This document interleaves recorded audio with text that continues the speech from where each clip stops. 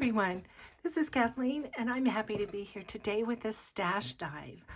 Are you also drowning in little pieces of ephemera? I love to collect it. I love to print it. I love to fussy cut it. There's only so many ways you can use it in a journal, right?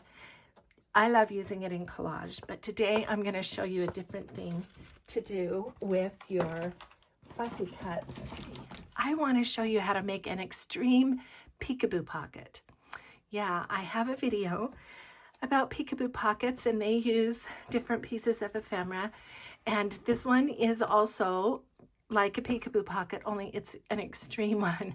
I think of it more like cutout embroidery. I am also a needlewoman and I love to do embroidery, and I love the cut work embroidery, and this is kind of like cut work embroidery.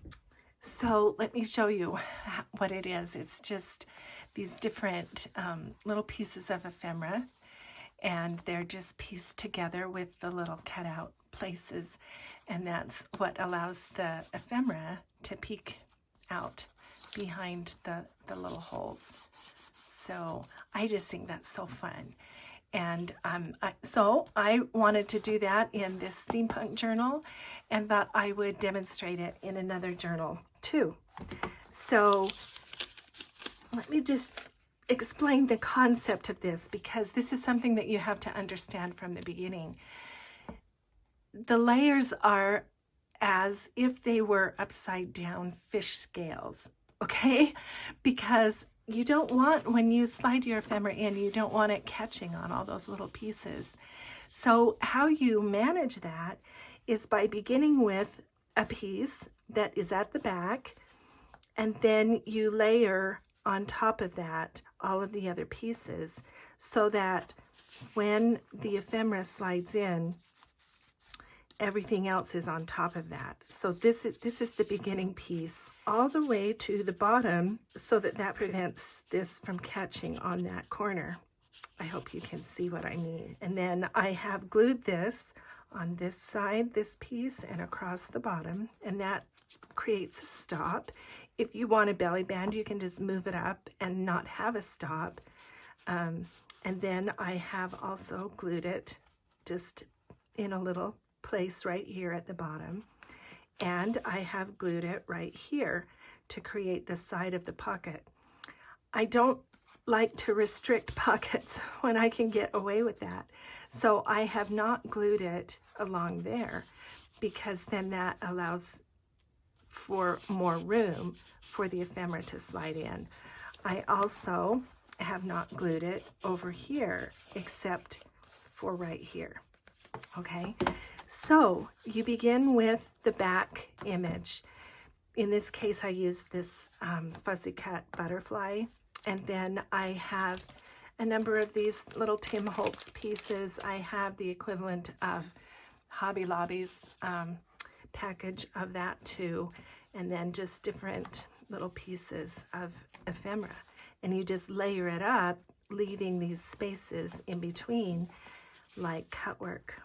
Okay, so let me demonstrate how to do that with this page, and this is going to be more simple, because you can make it as complicated or as simple as you want, but this is going to be my foundation piece, and I'm going to glue it to the page along here and along here, and then I'm going to layer things up from there.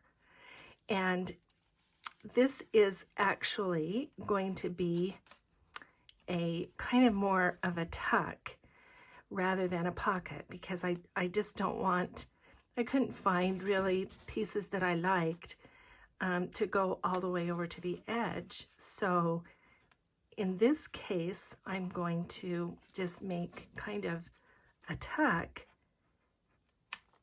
and then the ephemera will come in from here. So let me show you how I'm going to do that.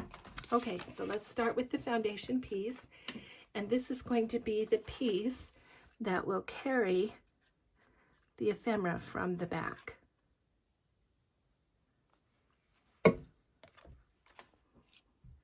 Okay, so now we have the foundation. Let me find my ephemera again. So now this is going to hold it, and it will create a stop at the bottom. All right, so now I have these other just 3 simple pieces, but you can see that there are plenty of little cutout places for the ephemera to peek through, and that's what I find so attractive about it. So we can do it that way, or we can do it this way. Let's see what I might like. I can move it over a little bit more to the right if I have it going this way. That would create a little bit more of a space here in the middle, or I can just put it vertically like that. I think I want to be able to get this top part on the paper. That will help hold it. I kind of like it vertically because this line, this is a vertical kind of piece, so let's do that. So that means I'm going to glue this one just along this edge.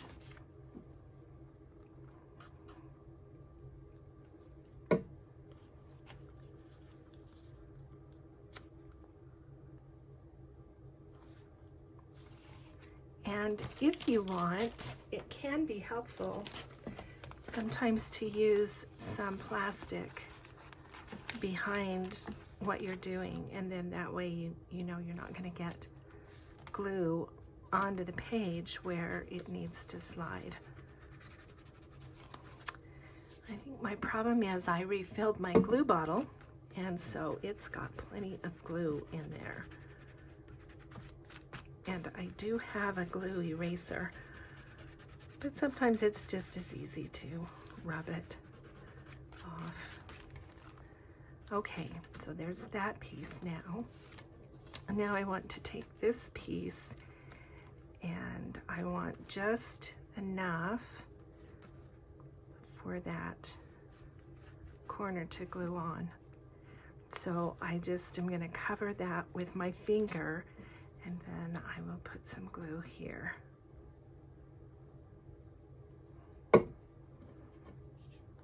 And I think I will put just a bit of glue there on the top so that I make sure that that piece gets glued down. And then I will come and put that right there.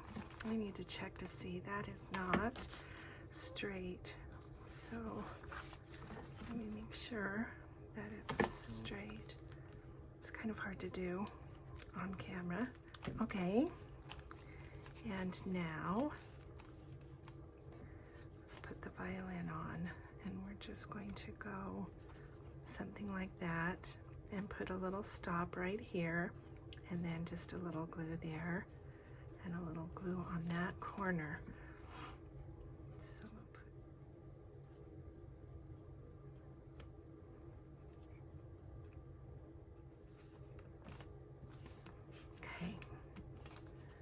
Go. All right, let's make sure that it's not stuck down. Nope, it's not.